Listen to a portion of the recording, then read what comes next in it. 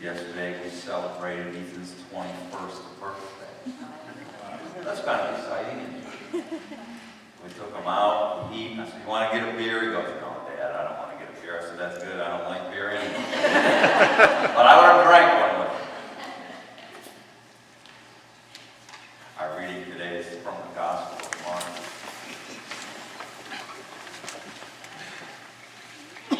Then he began to teach them that the Son of Man must undergo great suffering and be rejected by the elders, the chief priests, and the scribes, and be killed, and after 3 days rise again. He said all this quite openly. And Peter took him aside and began to rebuke him. But turning and looking at his disciples, he rebuked Peter and said, "Get behind me, Satan, for you are setting your mind not on divine things, but on human things." He called the crowd with his disciples and said to them, "If any want to become my followers, let them deny themselves and take up their cross and follow me. For those who want to save their life will lose it, and those who lose their life for my sake and for the sake of the gospel will save it. For what will it profit them to gain the whole world and forfeit their life? Indeed, what can they give in return for their life? Those who are ashamed of me and of my words in this adulterous and sinful generation, of them the Son of Man will also be ashamed when he comes in the glory of his Father with the holy angels." The word of God for the people of God. Please be seated. Well, grace and peace for the disciples of Jesus. This morning our text said, "If anyone would come after me, he must deny himself, take up his cross, and follow me." This morning is the second message in a series, Living a God-Pleasing Life as God's Stewards. And today we'll talk about what it looks like to live a life of discipleship, a path that is God-pleasing.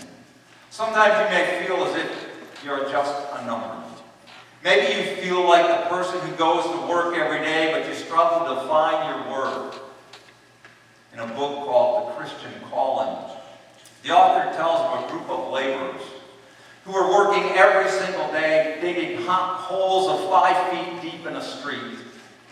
The boss would come along and tell him to dig the hole. Then he'd walk by, he'd look in the hole, see what was there and what wasn't there. But he wouldn't tell these guys that were digging the holes what he was looking for. He'd just walk by, yep, fill it up. Well, this went on for days. Finally, these guys got frustrated. One of the guys that came noon and he said, "We quit. This makes no sense. Give us the money you owe us. We're quitting." The boss asked why they were quitting, and they said, "Well, digging these holes is ridiculous, and we feel like fools. We dig them 5 feet deep. You walk by, you look, you tell us to fill them up. We're quitting." Finally, the boss said, "Well, I'm having you dig these holes because I'm looking for a water main that's broken." Then it made sense. Every human being wants to know that there's some point to what they are doing.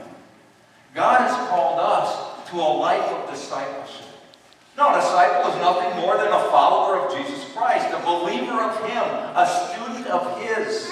When we think of a disciple, we probably think of the original 12 apostles as Jesus' disciples. It literally means to be a devoted follower of a person. It means to be a student of the person as well as to have some kind of personal relationship with that individual.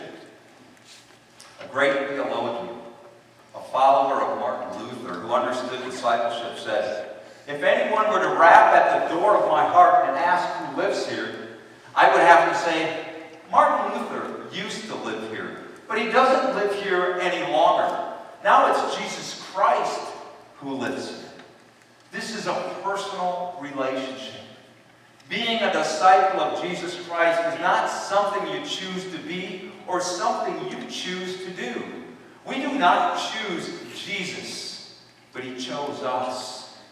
Jesus said to His disciples in John 15, "You did not choose me, but I chose you and appointed you to go and bear fruit." By His grace, He enables us to do what He calls us to do, to take up His cross, to follow Him, to be one of His disciples. disciples. He is the one who gives us the reason, the purpose for living. It is Jesus who empowers us to carry out his mission here on earth. The one who calls us is also the one who enables us to fulfill that calling in faith and in trust and in obedience. When God calls a person through the gospel to follow him, he calls the whole person, the whole life of that person. You can't separate your life into little segments or categories. You can't say, well, I'll follow this commandment, but no, I'm not going to follow that one. Here comes a hard truth. The life of a disciple is not for everyone. Because being a disciple involves commitment. It's not about seeing what options you have, what the alternatives are, but it is devoting your whole life to the service of Jesus.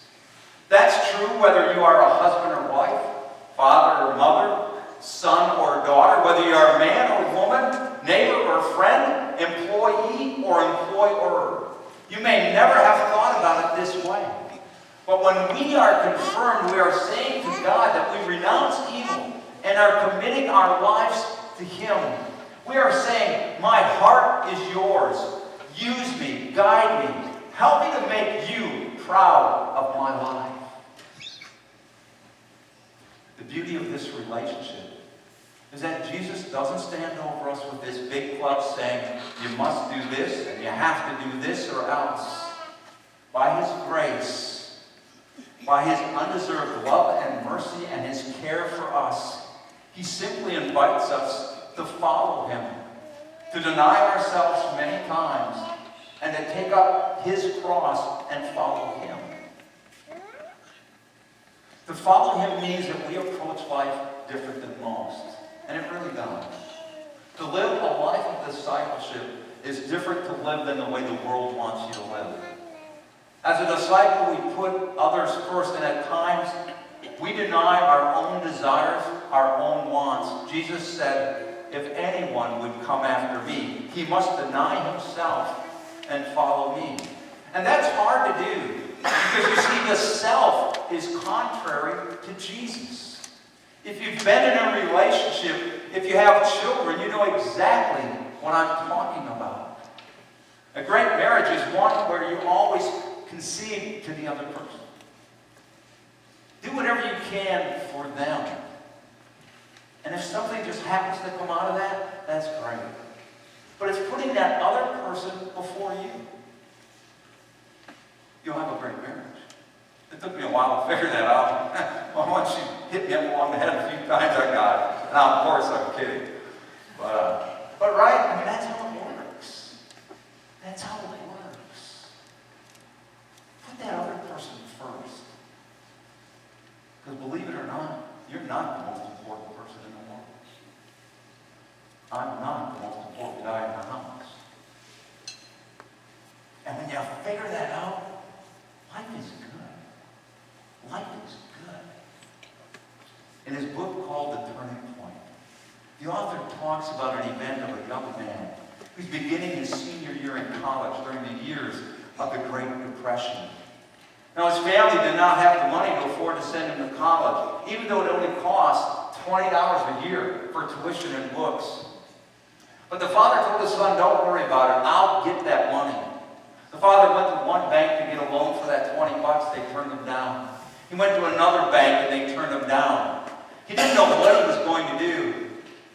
About a week before school started, father came home and there was a moving truck there in front of the house. As he got out of the car, two men were loading his wife's prized possession, her piano. She had sold her piano for $25 so that her son could go to school. The one thing she loved more than anything else after Jesus and her family, she gave up. That's exactly what God is like. You see, he is the one who took the thing that he loved the most, his son, the piano, if you will, and he gave him up for you and for me. He did so at the hands of sinners. He was disgraced and rejected and denied and killed, and then he passed on the money to us. forgiveness, peace, joy, grace, kindness, mercy, hope, encouragement, and so on. And then he said, son, you can go to college and be my disciple because I love you. Because of my grace for you. From now on, you can have my grace, and you can have joy and purpose and meaning in life. When Jesus calls us to deny ourselves, he's asking for the piano, for your piano. He's not asking for anything more than what he has already given himself. You see, for Jesus, it was total commitment. He knew that he had to die. It was absolutely necessary. It meant everything to him. He had to do it in order to pay for the sins of the world. Jesus enables us to live for him by his word and by his sacraments. And it truly is a beautiful thing. He empowers us to live our lives for him, to become better disciples, to become more Christ-like along the way, to live lives that are full of joy. Full of joy. Through Christ's body and blood in the sacraments, we get to live a beautiful life. And this is not a bad thing. This is wonderful. We start again as disciples with wholeness and new life.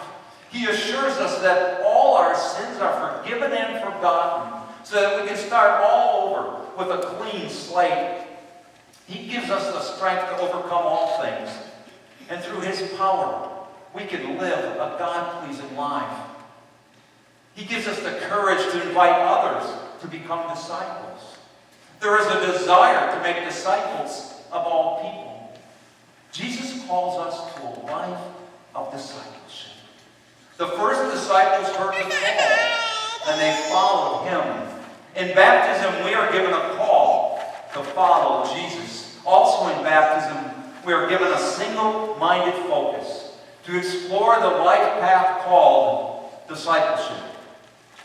May we hear his call as those first disciples did, and may we answer as they did, Jesus, I will follow you.